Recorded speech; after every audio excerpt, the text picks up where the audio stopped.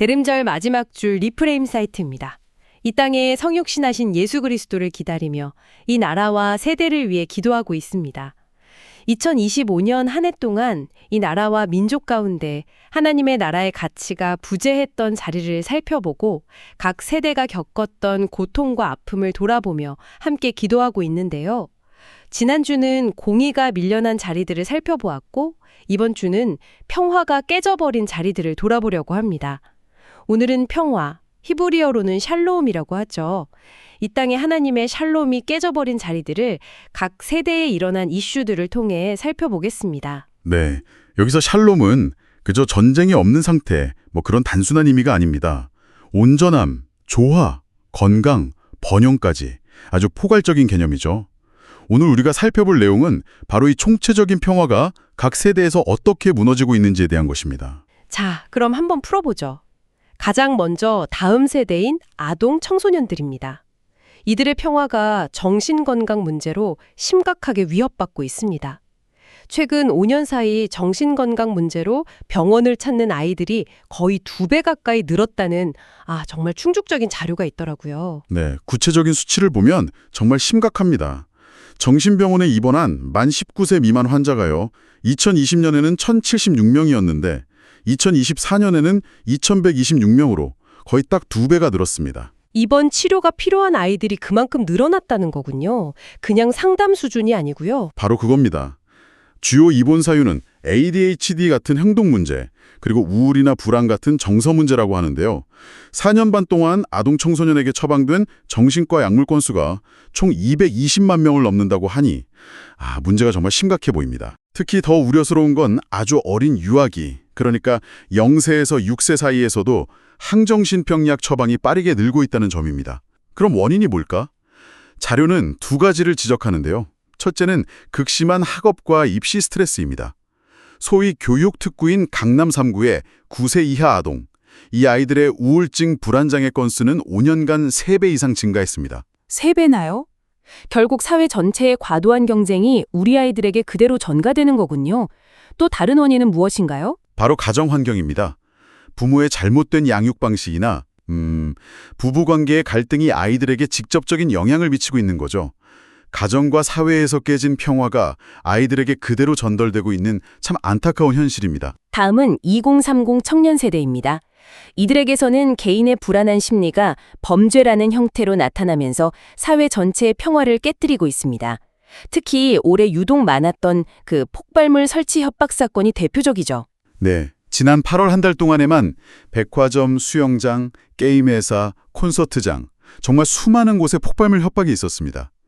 검거된 피의자들 절반이 바로 2030 세대였죠. 전문가들은 그 동기로 잘못된 심리적 쾌감과 사회적 불만, 그리고 모방 심리를 꼽습니다. 사회를 통제하고 있다는 착각에서 오는 쾌감을 느낀다는 분석이에요. 그런데 이런 범죄에 대한 처벌은 제대로 이루어지고 있나요? 그 점이 문제입니다. 올해 3월부터 공중협박죄가 이행됐지만 첫 판결이 고작 벌금 600만 원에 그쳤어요. 그래서 이게 과연 예방 효과가 있을까 하는 의문이 나오고 있죠. 또 협박이 널리 인지되었는지를 기준으로 삼다 보니까 개인 SNS에 잠깐 올렸다가 삭제한 경우엔 적용이 애매해지는 그런 법의 한계도 드러나고 있습니다. 마약 문제도 빼놓을 수 없죠. 이 역시 2030 세대가 중심에 있습니다. 네, 2023년 마약 사범이 약 7만 명으로 급증했는데요. 검거된 인원의 56.1%가 2030 세대입니다. 이 세대가 온라인 사용에 능숙하다 보니 다크웹이나 텔레그램을 통해 마약에 더 쉽게 노출되는 환경이 원인으로 분석되고 있습니다. 하지만 마약 투약 사범의 절반 이상이 기소유예 처분을 받고 마약 수사 전담팀도 부족해서 재범률이 30%를 넘는 악순환이 계속 반복되고 있습니다. 여기서 정말 흥미로운 지점으로 넘어가네요. 사회의 허리라고 할 수 있는 3040 세대 역시 아동 청소년들처럼 정신건강 문제로 평화가 깨지고 있다는 겁니다. 맞습니다. 서울대 보건대학원 조사 결과를 보면 30대의 우울 점수가 다른 세대에 비해 월등히 높게 나타났습니다. 특히 3040 세대의 절반 이상이 지난 1년간 심각한 스트레스를 경험했고 정신건강 위기를 경험한 30대의 자살 생각률은 55.1%에 달했습니다. 55.1%요? 이게 왜 이렇게 심각한 문제인가요? 이 세대는 경제활동과 출산, 양육의 핵심 주체이기 때문입니다. 이들의 정신건강 위기는 노동 생산성 저하와 의료비용 증가로 이어져서 국가 경제에 직접적인 타격을 줄 수 있습니다. 연구진이 국가의 미래를 위협하는 시한폭탄이라고 표현할 정도입니다. 결국 앞서 다뤘던 경제, 고용, 주거 불안, 부양 부담 같은 문제들이 이 세대에게 전부 집중되면서 나타나는 현상이군요. 그렇습니다. 타인을 밟고 올라서야 성공할 수 있다는 이 과열된 사회의 경쟁 구도 속에서 이들의 내면의 평화가 무너지고 이것이 다시 사회 문제로 이어지는 악순환의 고리가 형성된 것입니다. 자, 이제 4050 세대입니다. 이 세대의 깨진 평화는 다른 세대와의 갈등이라는 형태로 나타납니다. 기성세대와 미래세대가 서로를 이해하지 못하고 심지어 혐오로까지 번지고 있습니다. 네, 대표적인 예가 영포티라는 밈입니다. 원래는 트렌드에 민감한 40대를 긍정적으로 지칭하는 말이었지만 지금은 완전히 달라졌죠. 그렇죠. 지금은 젊은 세대가 권위적인 중년 남성을 조롱하는 멸칭으로 사용되고 있잖아요. 네, 특히 정치적 견해가 다른 40대 전체를 조롱하는 표현으로 변질되기도 했습니다. 이런 게 단순한 온라인 밈을 넘어서 이념 갈등으로도 확산되고 있죠. 그렇습니다. 국민연금 개혁안을 두고 4050 세대는 더 내고 더 받자고 주장하지만 2030 세대는 이걸 미래 세대에 대한 약탈로 규정합니다. 65세 정년 연장 이슈 역시 청년 측에게는 취업 사다리 걷어차기로 인식되죠. 진보 진영의 거대 담론과 청년 세대의 실리적인 관심사가 충돌하면서 정치적 소통이 완전히 단절되는 상황입니다. 마지막으로 60대 이상 노년 세대입니다. 이분들의 평화는 예상치 못한 요인, 바로 자연 환경의 변화로 인해 깨지고 있습니다. 네, 올해 경상도 지역 산불 피해의 민간인 사상자 대부분은 60대 이상 고령층이었습니다. 거동이 불편하시거나 재난 문자를 인지하지 못해서 대피하지 못한 그런 안타까운 사례가 많았습니다. 지구과열화로 겨울에로 건조한 날씨가 계속되면서 산불 위험은 앞으로 더 높아질 것으로 보입니다. 폭염 역시 마찬가지입니다. 올해 여름 폭염으로 인한 온열질환 사망자 10명 중 7명이 고령자나 장애인이었습니다. 경북 지역의 경우 폭염 관련 119 출동이 3년 새 48%나 증가했고요. 전문가들은 이제 폭염을 단순한 더위가 아닌 생명과 직결된 재난으로 인식해야 한다고 지적합니다. 이러한 문제들을 두고 함께 기도했으면 좋겠는데요. 이사야서 57장 18절에서 19절의 말씀을 기억하며 기도하고자 합니다. 말씀을 한번 읽어보겠습니다. 사람의 소행이 어떠한지 내가 보아서 다 알고 있다. 그러나 나는 그들을 고쳐주겠다. 그들을 인도하여 주며 도와주겠다. 슬퍼하는 사람들을 위로하여 주겠다. 이제 내가 말로 평안을 창조한다.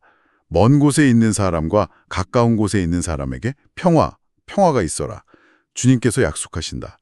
내가 너를 고쳐주마. 이 말씀을 보면 창조주이시며 이 땅의 주권자 되시는 주님께서 사람이 한 잘못된 행위를 다 알고 계시지만 주님의 백성이기에 그냥 두지 않으시고 위로하고 도우시며 이들을 고치시겠다고 약속하시는 것을 볼 수 있습니다.